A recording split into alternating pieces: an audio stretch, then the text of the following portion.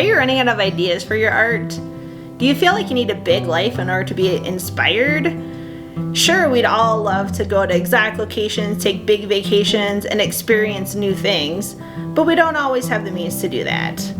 What if I told you you could be inspired for your art right here in your own home? Let me show you what I mean.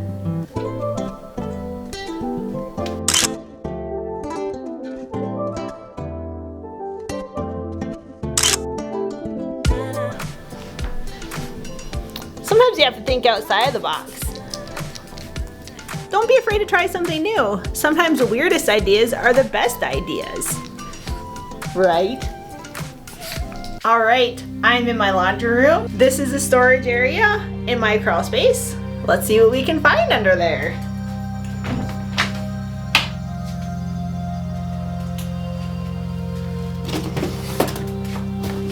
We're not drawing a box.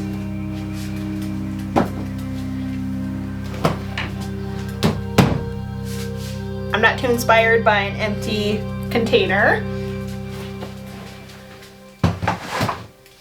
But there's something underneath here that contains some pretty good stuff. It's my old stuff from my craft show days. Let's see what's in here.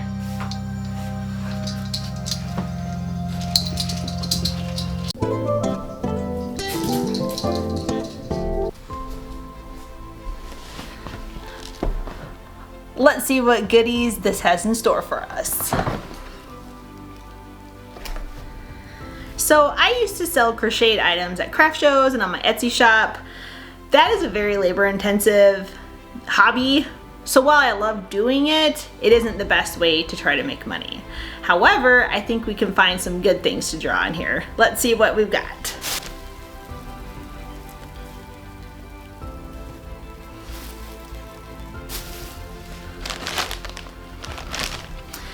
You may have seen the ducky that I drew.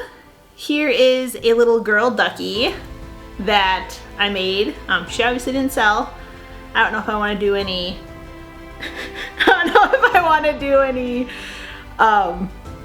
dressed up duckies or not. We shall see.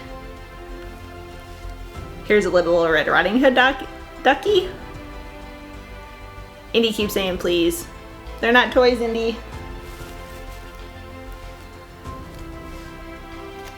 Here is a clown ducky. He might be kind of fun to do. I'm gonna think about him. Here's his close-up. He's a cute little guy.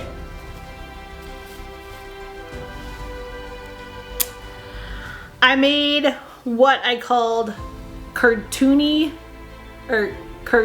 Gurumi, I think. Anyway, basically, I made my own little cartoon characters. He might be kind of fun to draw.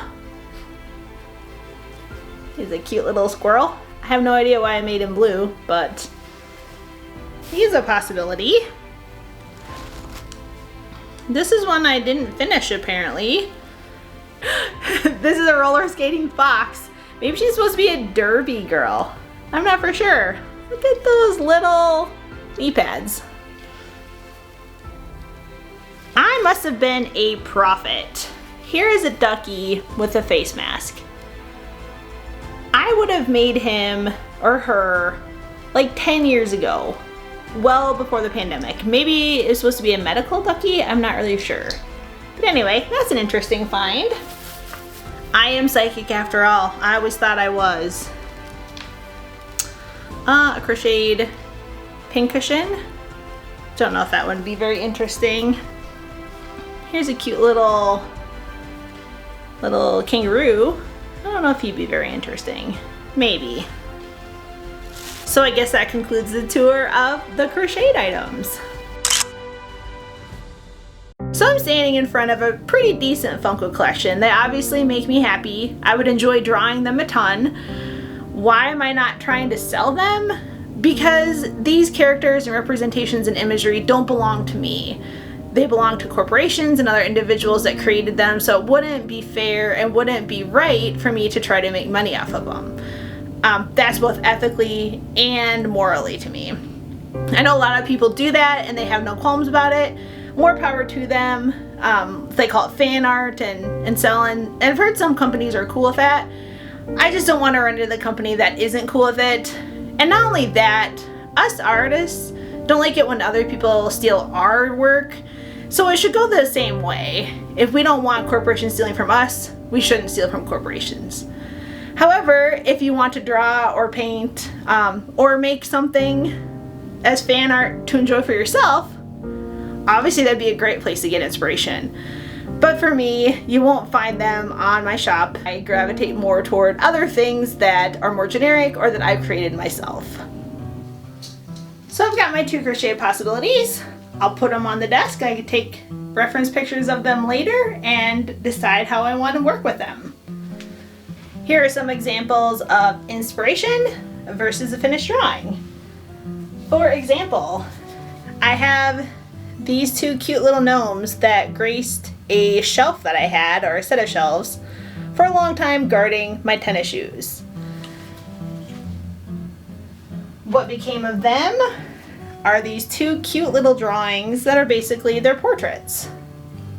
There's the green one, and there's the pink one. So it doesn't have to be literal. Obviously, I try to be realistic. It doesn't always work, but I try to be realistic. But you could do it conceptualized as well. Here is the original Ducky. Here he is in all of his glory. And I decided to be a little more creative with him, and I took a reference photo holding the Ducky. Thought that was pretty clever. Didn't turn out quite as well as I hoped it would, but that's okay. We have to start somewhere. So you could take this with feelings, maybe memories, if you want to be abstract, maybe something more interesting like that. Possibilities are endless.